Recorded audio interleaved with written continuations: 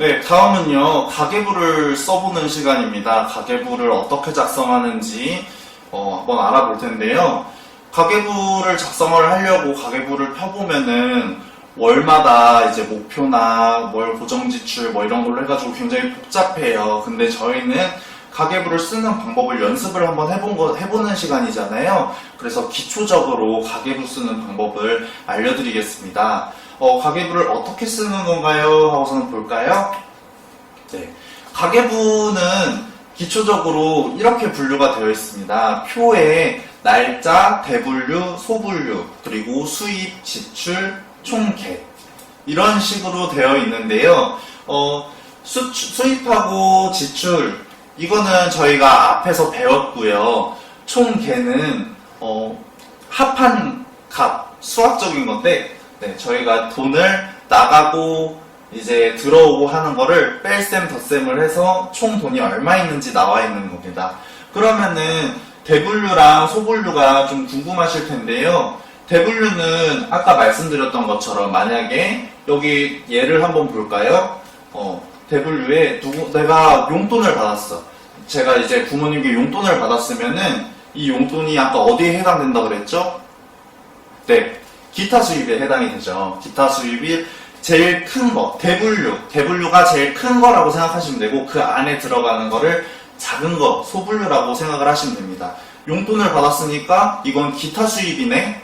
그러면은 대분류에다가 기타 수입이라고 적고 그리고 나는 용돈을 받았다라고 하니까 소분류에다가 용돈 이렇게 쓰시면 됩니다. 그러면은 용돈을 10만원 받았다고 하면은 이 친구는 10만원을 받았나봐요. 네, 용돈을 10만원을 받았다고 하면은 용돈은 나한테 들어온 돈이잖아요. 나한테 들어온 돈. 나한테 들어온 돈이니까 수입에 10만원 이렇게 적어주시고 용돈이 들어온 거고 나간 돈은 없잖아요. 그러면은 지출 0원 이렇게 해가지고 합계 10만원 이렇게 적어주시면 됩니다. 이 부분 잘 이해가 되셨나요? 그러면 제가 두 번째 한번 설명 다시 드려볼게요. 네, 여기 이 친구 공과금을 냈대요. 핸드폰 요금을 냈나봐요. 핸드폰 요금을 냈는데 보면은 날짜에 7월 17일 날 핸드폰 요금을 낸 것 같은데 그러면 핸드폰 요금은 아까 제가 뭘로 분류하는 게 좀 편하다고 말씀드렸죠? 네, 공과금으로 분류하는 게 좀 편하다고 말씀드렸죠. 공과금의 핸드폰 요금은 공과금이니까 크게 공과금 적고 그 다음에 핸드폰비를 냈으니까 통신비 적고 내가 그 핸드폰 요금을 낸 거잖아요. 내가 핸드폰 요금을 낸 거니까 나한테 돈이 빠져나가는 거잖아요. 그러니까 수입은 0원 하고 지출 3만원 냈나 보네요. 그러면 지출 3만원 하고 여기는 그러면은 여기는 10만원인데 왜 여기는 7만원이에요? 라고 궁금하시죠? 여기가 왜 7만원이냐면은 여기 10만원이 들어왔었는데 내가 핸드폰 요금을 내서 3만원이 깎였다. 10만원 빼기 3만원 하면은 7만원입니다. 네. 이런 것들이 약간 덧셈 뺄셈을 좀 요하는데요. 이런 방법들만, 이런 규칙들만 알고 계시면은 정말 쉽게 작성하실 수 있을 겁니다. 네. 그러면은 한번 연습을 한번 해볼게요. 가계부 퀴즈인데 여기 보이시죠? 민우는 7월 15일에 어머니에게서 한 달 용돈 10만원을 받았대요. 한 달 용돈 10만원을 받았으면은 아까 회원님들 그 표 한번 그려보시겠어요? 그 표 그려보시고 여기 한번 이걸 어떻게 작성하지 한번 고민을 해보시고 작성을 해보세요. 자, 시간 10초 드립니다. 10초 너무 짧나? 제가 30초 드릴게요. 30초 시작.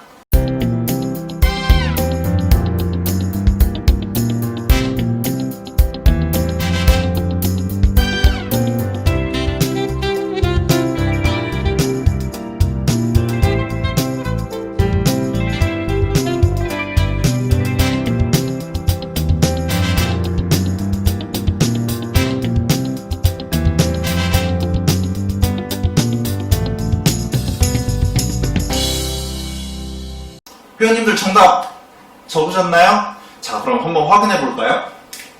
네, 다 이렇게 쓰셨나요? 네, 날짜는 아까 7월 15일이었죠. 7월 15일이어가지고 날짜는 7월 15일 10만원 용돈을 받았다고 했어요. 민호라는 친구가. 그래서 대분류에는 기타 수입 적으시고 그 다음에 소분류에 용돈을 받았으니까요.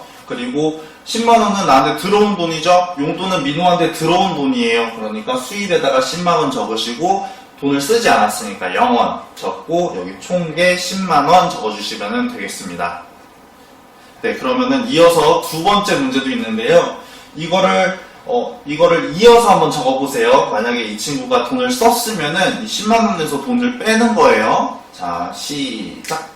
네, 민호. 친구 또 나왔네요. 민호는 7월 16일에 햇살 안쯤에 가기 위해서 1,400원을 내고 버스를 이용했대요. 자, 햇살 안쯤 7월 16일날 버스를 탔대요. 버스는 어떤 요금인지 한번 뭐였지 생각을 해보시고 표 아까 작성한 거 밑에다가 한번 써보세요. 자, 시간 똑같이 30초 드립니다.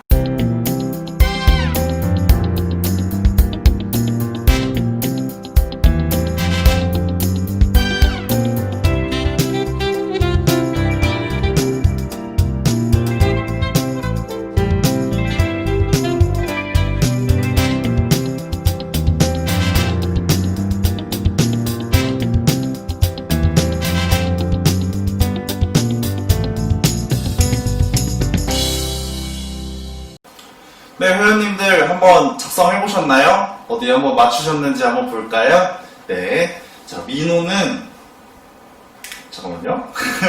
민호는 7월 16일날 햇살 안쯤에 가기 위해서 뭘 탔다고 했죠? 네, 버스를 탔다고 했죠. 버스는 뭘까요? 버스 타고 가는 거는 교통비에 해당이 되는데요.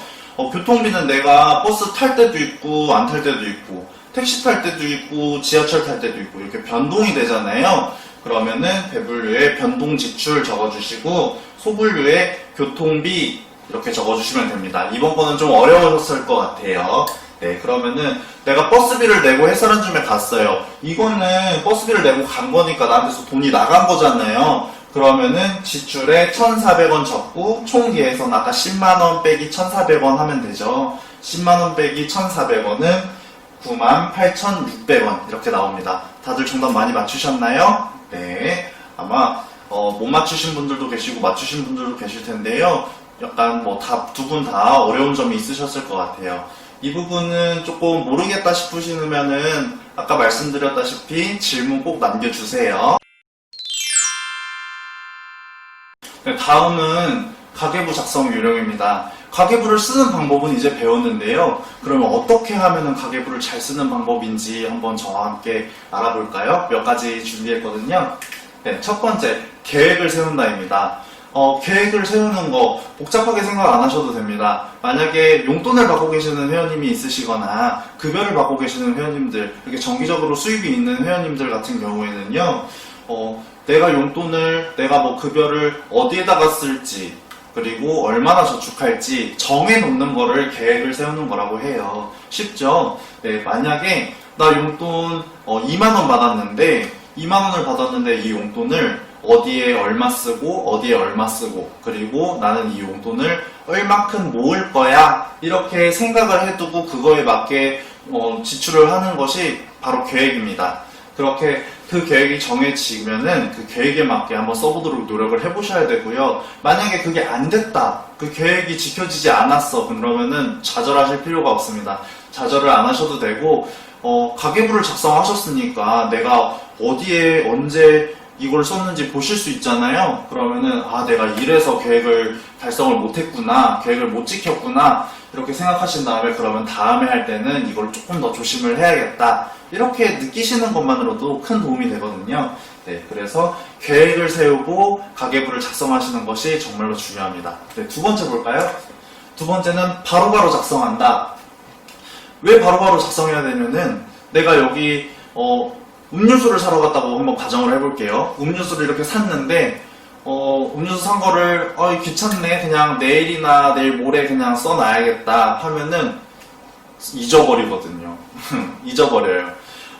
언제 쓸지 정확히 적어야 되는 게 가계부거든요. 만약에 하루가 비면은 이것 때문에 계산이 안 맞게 됩니다. 그래서 가계부는 쓴 날 바로바로 작성을 하시는 것이 제일 중요합니다.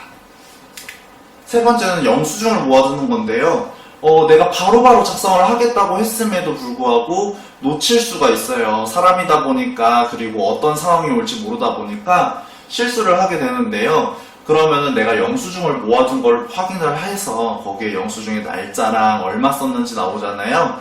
그거를 보시고 이제 그 날짜에 맞게 작성을 해주시면 됩니다. 그래서 내가 실수를 하지 않기 위해 영수증을 꼭 모으시는 게 중요합니다. 마지막 네 번째인데요.